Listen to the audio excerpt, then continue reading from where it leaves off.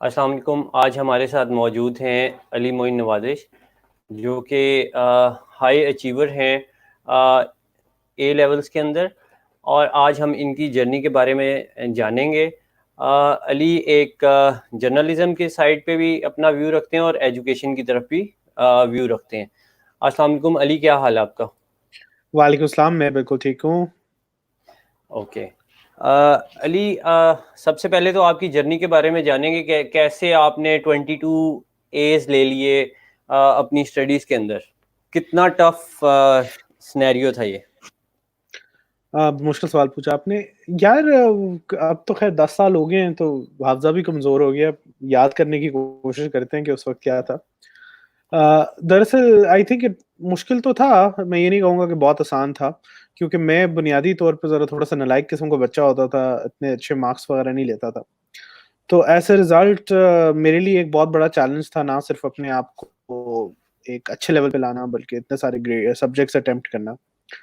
तो अगर मैं डिफ़िकल्टी थी, लेकिन मेरा ख़्याल है मैंने उससे ये चीज़ सीखी सबसे बड़ी, कि अगर आप आहिस्ता लगे रहें किसी चीज़ में, तो आपको कामयाबी मिल जाती है, कोई चीज़ इतनी कॉम्प्लिकेटेड नहीं होती। राइट। सो क्या उस वक्त किसी ने सपोर्ट किया बहुत ज़्यादा कि यार इस तरह पढ़ो और इस तरह ये चीज़ें अटेम्प्ट करो? हाँ, आई थिंक मेरे टीचर्स जो थे ना, उन्होंने काफ़ी हेल्प की, सपोर्ट किया, मुझे एक्स्ट्रा टाइम दिया। मतलब मुझे वो जो चढ़ाने वाला था ना, मैं पटरी से उतरा हुआ तालिब इल्म था।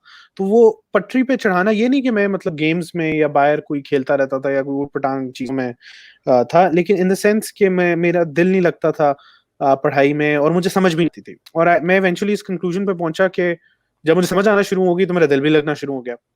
तो आई थिंक ये दोनों चीज़ें बड़ी कोरिलेटेड हैं।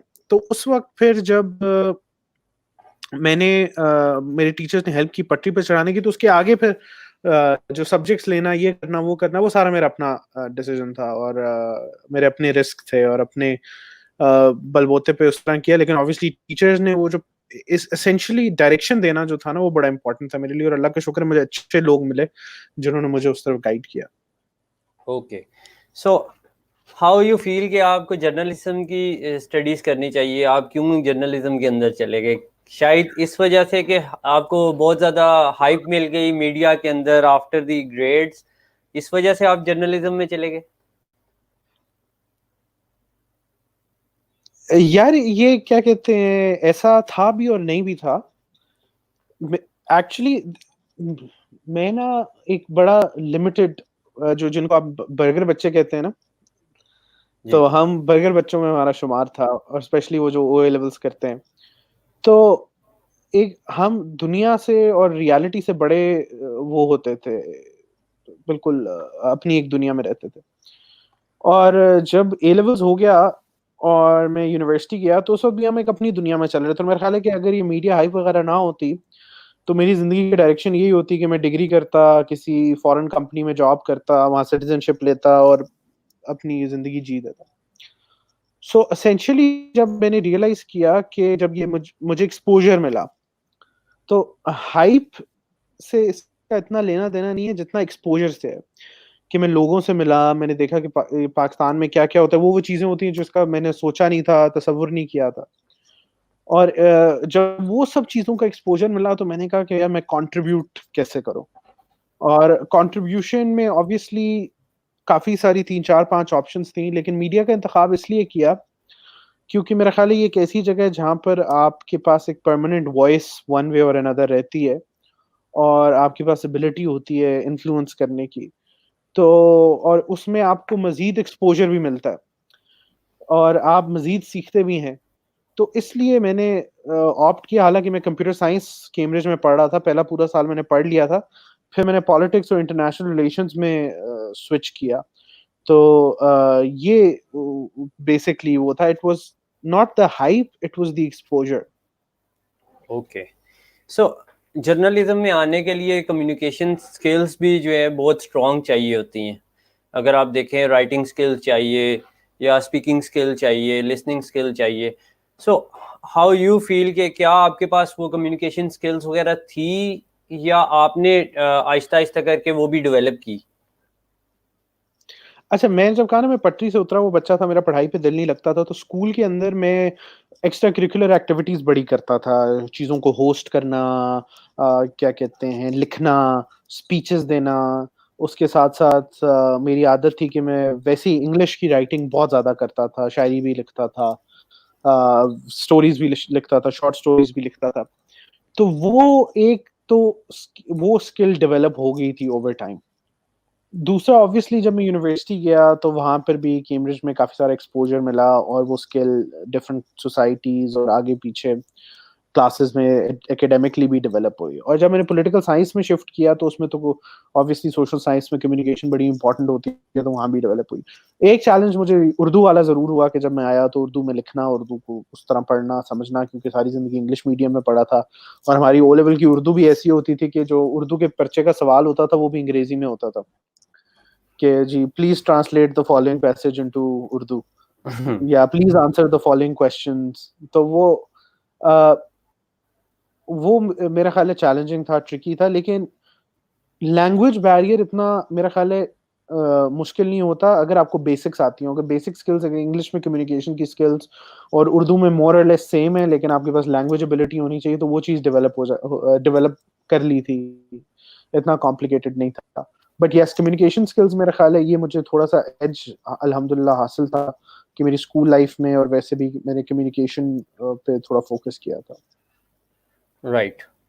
सो आप एजुकेशन की साइड पे भी अपने पाकिस्तान को सपोर्ट कर रहे हैं बाय स्कूल। तो मुझे ये बताएं कि गवर्नमेंट ने अभी पॉलिसी का ऐलान किया है कि जी हम यूनिवर्सल सिलेबस जो है ऑल अराउंड पाकिस्तान कर देंगे। So how how you look to that policy? अच्छा, सो थोड़ी-सी करेक्शन ये कर दूँ कि I don't have a school anymore, I closed it down. Uh, okay.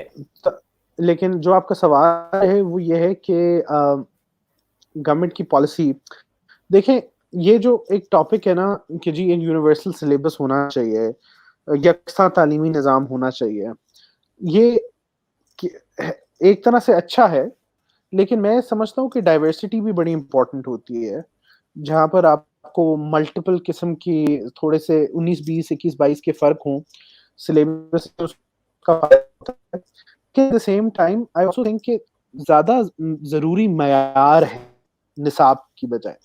कि देखें, आपको ये इंश्योर करना है कि आपके जितने भी निसाब पढ़ाए जा रहे हैं, चाहे एक हैं, चाहे मल्टीपल हैं, उनका मयार जो है वो अच्छा हो।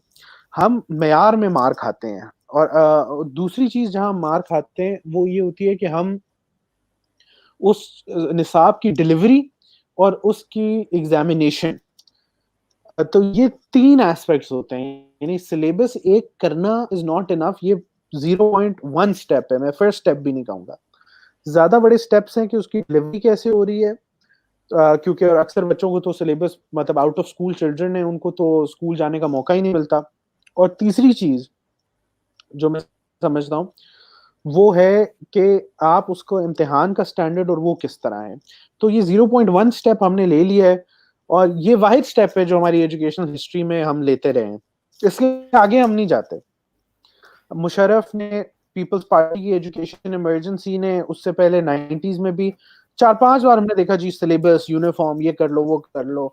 लेकिन हमें जब तक सब सिस्टम्स को, चाहे मदारिस हो, उर्दू मीडियम हो, इंग्लिश मीडियम हो, सबको एक मयार पे नहीं लाएँगे, तब तक हमारे एजुकेशन के प्रॉब्लम सॉल्व होना शुरू नहीं होंगे।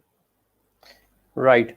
सो आजकल हम ये भी देखते हैं कि काफ़ी ज़्यादा जो स्कूल की चेन्स के जो मालिकान हैं वो भी हमारे एमएनएज हैं, या one of them are speaker Qaumi assembly Asad Qaiser साहब का भी स्कूल का चेन है।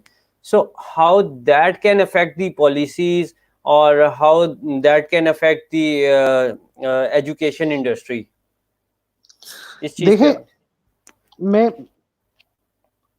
बिज़नेस या industry within itself is not a bad thing. मैं आपको इसकी मिसाल क्योंकि ये इनोवेशन को ड्राइव करती है। मैं आपको इसकी मिसाल ये देता हूँ कि अगर प्राइवेट सेक्टर ना होता तो किडनी और लिवर ट्रांसप्लांट शायद पाकिस्तान में हेल्थ सेक्टर में ना शुरू होते। तो आप जब प्राइवेट सेक्टर इनोवेट करता है, लेकिन obviously private sector profit oriented होता है। तो ज़रूरत इस बात की है जो आपका पब्लिक सेक्टर है वो कंपेरेबल लेवल पे होना चाहिए। ट्रेजेडी हमारे साथ ये हुई है कि जब हमारी मुल्क की एलीट्स जो हैं, उन्होंने बच्चों को प्राइवेट स्कूल भेजना शुरू किया तो पब्लिक स्कूल्स जो हैं, उनका मयार गिर गया। फिर अब एलीट्स हमने हमारे स्कूल्स बनाना शुरू कर दिए तो ऑब्वियसली पब्लिक सेक्टर में इंटरेस्ट और गिर गया। तो ये एक बहुत बड़ी ट्रैवेस्टी है और हमें पब्लिक स्कूलिंग को एक वायबल ऑप्शन बनाना है। देखिए अमेरिका हो, बरतानिया हो, वहाँ भी प्राइवेट स्कूल होते हैं जहाँ 30-30 हज़ार पाउंड, 1-1 लाख पाउंड की फीस होती है। लेकिन उधर की एजुकेशन में और जो गवर्नमेंट स्कूल की एजुकेशन में अगर फ़र्क होता है तो मे बी 10%, 15%, 20% का फ़र्क होता है। हमारे यहाँ अब ब्रिटानिया में, अमेरिका में वहाँ भी प्राइवेट स्कूल्स हैं, पब्लिक स्कूल्स भी हैं, लेकिन वहाँ ना प्राइवेट और पब्लिक स्कूल में कोई फ़र्क होगा तो 10%, 15%, 20%। हमारे यहाँ 90-90% का फ़र्क है कि अगर आप एक गवर्नमेंट स्कूल में चले जाएँ और आप किसी भी एलीट स्कूल में चले जाएँ। तो ये इस गैप को आपने मिनिमाइज़ करना है क्योंकि तालीम जो है ये एक बड़ा इम्पोर्टेंट फैक्टर होता है फॉर सोशल मोबिलिटी। और अगर आपके अंदर सोशल मोबिलिटी आपके पास होगी, तो आप इर्रिस्पेक्टिव कि आप किसी बैकग्राउंड से आए, आप तालीम हासिल करके अपने बलबूते पे, मेहनत पे आगे निकल सकते हैं। लेकिन अगर आपने तालीम के ऊपर ही तबकाती दरवाज़े लगा दिए हैं, तो वो सोशल मोबिलिटी पॉसिबल नहीं है।